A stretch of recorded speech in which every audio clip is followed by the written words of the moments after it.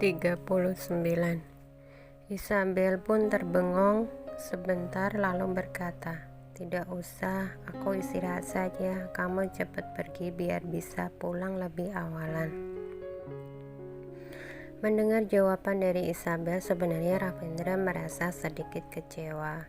Lalu ia pun menjawab, "Baiklah, kamu tidur dulu." Selesai bicara, Ravindra pun membalikkan badannya dan meninggalkan kamar itu. Isabel menunggu Ravindra pergi, dan setelah ia pergi, Isabel malah tidak bisa tidur. Lalu ia pun beranjak berdiri dan melihat keluar jendela. Pas sekali ia melihat yang sedang menunggunya di bawah. Sudah malam begitu, masih berpenampilan begitu tampan. Isabel tidak bisa menahan dirinya dan berkata, "Bilang mau aja aku pergi. Ini karena ia merasa tidak enak saja kan?" "Isabel, apa yang sedang kamu pikirkan? Kamu dan Ravindra adalah perkawinan kontrak. Dia mau bertemu dengan siapapun, kapan ia mau pergi, sama sekali tidak ada urusannya denganmu." Semakin dipikirkan, Isabel merasa semakin sedih. Ia pun kembali ke kasurnya dan setelah beberapa waktu ia pun tertidur. Walaupun sebelum ia tidur ia sedikit merasa marah, tetapi di tengah malam kantong penghangat besar itu pun ada lagi. "Wah, Binarti, kamu baik sekali. Kamu pasti tahu hari ini aku akan merasa kedinginan, jadi kamu mengantarkan ini kepadaku." Saat pagi hari ketika Isabel baru turun dari kasurnya, ia pun mendengar Nando yang sedang berbicara pada Binarti. "Binarti, ini adalah hati lauk yang disuruh direktur bawakan ke sini. Kemarin malam direktur tiba-tiba menghubungiku dan menyuruhku untuk datang menjemputnya. Katanya kemarin malam ada penjualan lelang yang sangat penting. Jadi barang ini 30 juta US dollar. Binarti langsung tertawa dan menjawab, "Ternyata ini demi Nyonya Muda." Isabel pun langsung terkejut dan merasa tidak enak karena sengaja mendengar pembicaraan mereka. Ternyata kemarin malam ia pergi ke acara pelelangan untuk membeli hati laut, bukan untuk menemui orang. Hati Isabel pun tiba-tiba terasa begitu manis. Baru beberapa hari akhir minggu sudah datang. Hari ini adalah hari ia pergi menyambut presiden dan istri presiden Korea. Pagi-pagi sekali semua orang di rumah sudah sibuk dengan pekerjaannya masing-masing. Sebenarnya cuma Isabel yang kewalahan. Orang lain sudah tahu dengan pekerjaan yang harus dilakukannya. "Nyonya Muda, tidak usah gugup, makanlah dengan perlahan, masih ada waktu." Sambil mengembalikan susu yang baru selesai ia panaskan, Binarti pun membereskan peralatan makan Isabel. "Nyonya Muda, jangan sembarangan bergerak, kutek kuku kamu masih belum kering." Seorang tukang rias kuku pun memberitahukan Isabel. "Aduh, repot sekali. Boleh tidak kalau tidak menggunakan kotek?" Isabel tidak bisa menahan diri lagi dan mengeluh. Ravindra tidak memberitahukannya hari ini ia harus pergi menyambut mereka. Ia masih mengira besok ia baru pergi menyambut mereka. Tidak boleh warna kotek ini sepadan dengan baju yang Nyonya pakai hari ini. Tukang rias kutek itu berkata, "Kuku yang secantik ini, aku baru pertama kali melihatnya.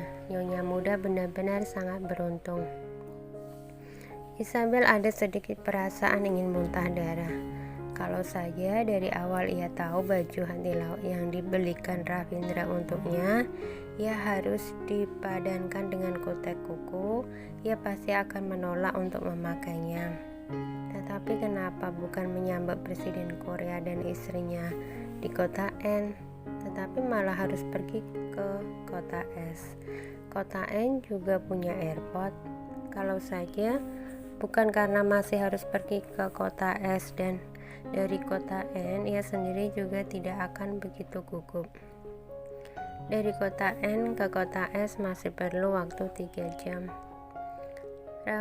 Ketika Ravindra turun dari atas, ia melihat dirinya yang sangat gugup. Perias rambut itu pun sedang membantu Isabel menata rambutnya, dan perias kuku sedang berlutut dan merias kukunya. Pinarti masih menyiapkan makanan untuk Isabel. Semua orang itu sedang mengerumuni Isabel. Ketika Isabel mendengar suara Ravindra yang berjalan ke arahnya, ia langsung berkata kepadanya, "Aku sebentar lagi sudah selesai, kamu tunggu aku sebentar." Ravindra mengerutkan keningnya dan berkata, "Tidak sempat lagi." Di mobil sambil jalan sambil buat. Setelah Ravindra berkata seperti ini, semua orang pun bersiap-siap. Isabel didorong masuk ke mobil limousine yang panjang. Tidak menunggu ia tersadar, semua orang itu pun sudah mengerumuninya dan melanjutkan pekerjaan mereka. Isabel ingin sekali berteriak, bukannya hanya mau pergi menyambut tamu saja. Kenapa harus sampai seperti ini?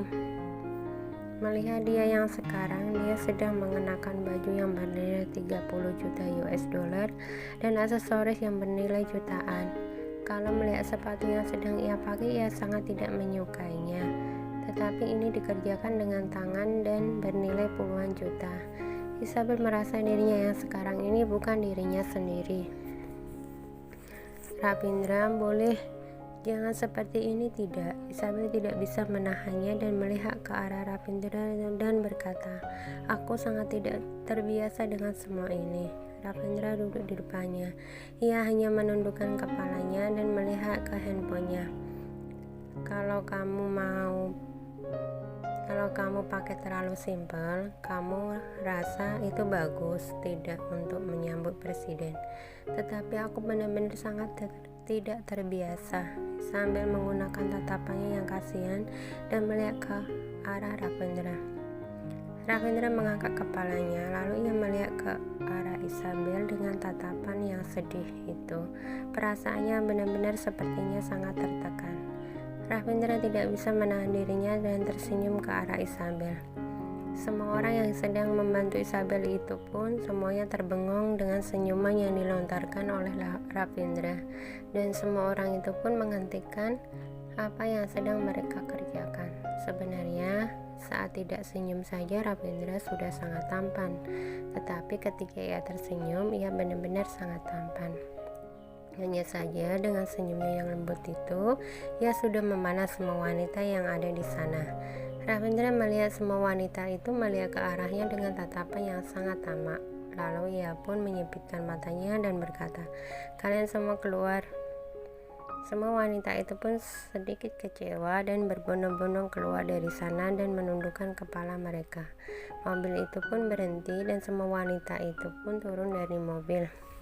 Isabel melihat Ravindra yang membolehkan dirinya untuk tidak berdandan begitu berlebihan, dan ia pun merasa lebih lega. Ia baru saja berpikir untuk melepaskan pakaian hati laut yang sedang dikenakannya itu, tetapi ia sendiri juga merasa tidak rela karena pakaian ini benar-benar sangat indah. Sudahlah, aku lepaskan anting-anting dan kalung saja.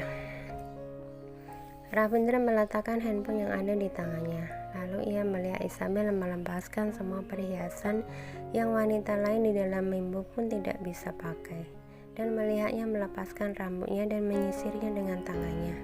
Walaupun ia tidak memakai perhiasan itu, tetapi ia masih sangat cantik. Dari dalam kotak perhiasan itu, Isabel melihat ada sebuah gelang yang sangat cocok dengan baju yang ia kenakan hari ini, dan itu adalah gelang couple. Isabel ingin sekali mengenakan gelang ini, tetapi bagaimanapun ia sendiri tidak bisa mengenakan gelang itu. Pas ketika Isabel masih kesusahan untuk mengenakan gelang itu, ia pun mendengar suara Ravindra, "Berikan gelang itu padaku." Isabel pun terbengong dan mengangkat kepalanya dan melihat ke arah Ravindra yang sangat tampan. Lalu ia pun membesarkan matanya. Dia, apa yang mau dia lakukan? Kenapa dia mau tiba-tiba muncul? Tidak menunggu Isabel, Ravindra sudah selesai membantunya mengenakan gelang itu. Ternyata ia mau membantunya mengenakan gelang itu. Detik selanjutnya, Ravindra tiba-tiba melepaskan gelang yang ada di tangannya, dan ia pun sama sekali tidak melihat dan langsung memasangkannya kepada Isabel. Isabel pun terbengong sebentar, apa maksud dia kali ini? Mata Ravindra pun tertuju pada sebuah jam tangan. Lalu ia melihat ke arah Isabel sambil mengerutkan keningnya. Ia mau menggunakan gelang couple dengannya. Benar juga, hari ini ia keluar dengan status sebagai istrinya. Memakai gelang couple memang cocok sekali. Kali ini akhirnya Isabel sudah sadar. Lalu ia segera mengambil gelang yang satunya lagi dan mengenakannya ke tangan Ravindra. Setelah selesai dipakaikannya, Ravindra menekan sedikit gelangnya dan matanya tertuju pada gelang yang ada di tangan Isabel. Jelas-jelas sudah bodoh sekali, tetapi sedikit pun tidak merasa senang. Kalau saja ada orang yang begitu bodoh di sampingnya, mungkin dari awal sudah dipecatnya. Ravindra pun membiarkan tangan Isabel yang bodoh itu mengenakan gelang itu. Lalu kemudian ia mengambil tangan Isabel dan menaruhnya pas di samping tangannya. Wah, kalau dilihat-lihat cocok sekali. Isabel hari ini sedikit sedih. Ravindra hari ini sepertinya sangat bahagia, tetapi ia masih tidak bisa menemukan perasaan yang mendalam kepadanya. Ia tidak bisa berakting kalau ia punya perasaan seperti suami istri kepadanya. Ravindra tiba-tiba mengeluarkan handphonenya lalu memotret tangan mereka berdua. Mulai sekarang kita harus berakting kalau kita adalah pasangan suami istri yang harmonis. Ingat, tidak boleh menghancurkan akting. Ravindra melihat wajah Isabel yang sedikit bengong, lalu ia menambahkan, ini adalah kontrak pernikahan yang bernilai ratusan juta. Kalau kamu menghancurkannya, kamu tahu sendiri akibatnya. Mendengar Ravindra yang berkata seperti ini, hati Isabel merasa sedikit kecewa. Ada apa yang perlu dikecewainya? Ia sendiri sebenarnya sedang memikirkan apa? Ia sendiri memang dari awal sedang berakting. Alasan Ravindra menikah dengannya, satu karena untuk memiliki anak, kedua untuk pertemuan besar ini. Isabel pun tertawa, tetapi tawanya pun sedikit terpaksa. Benar, beberapa hari ini berperilaku baik dengannya, tetapi itu semua karena anaknya dan hanya agar mereka bisa berakting dengan baik. Ravindra, kamu tenang saja, aku tidak akan menghancurkan kontrak kita. Setelah mengambil foto ini, tanpa berpikir panjang, Ravindra langsung mempostingnya di Weibo. Hanya dalam beberapa waktu saja, Weibo Ravindra pun sangat ramai. Wah, ini adalah pertama kalinya bos perusahaan Gita Dara memamerkan kemesraannya di Weibo. Fansnya yang beribu-ribu itu pun menebak, wanita yang ada di samping bos Gita Dara itu adalah siapa? Ravindra sama sekali tidak menyangka, hanya dalam waktu beberapa menit saja Weibo-nya sudah sangat ramai dengan perbincangan. Akhirnya mereka sudah sampai ke kota es. Ketika Isabel hendak turun dari mobil, ia hampir saja terjatuh karena terkejut dengan apa yang dilihatnya. Dia melihat sebuah bangunan yang punya 88 tingkat dan di atasnya itu tertulis tulisan Gita Dara Finance Group. Isabel tidak bisa menahan dirinya dan mengangkat kepalanya untuk melihat ke atas. Lehernya pun terasa sangat pegal, dan sampai begitupun ia masih tidak bisa melihat tulisan itu dengan jelas. Keluarga Gita Dara semuanya sudah menunggu cukup lama di bawah. Ketika Ravindra dan Isabelnya sudah tiba, mereka pun langsung menyambutnya. Tuan muda, nyonya muda. Ravindra menganggukkan kepalanya dan berjalan masuk ke dalam. Pada saat itu Isabel sudah terbengong. Ia masih berdiri di tempatnya dan masih belum tersadar.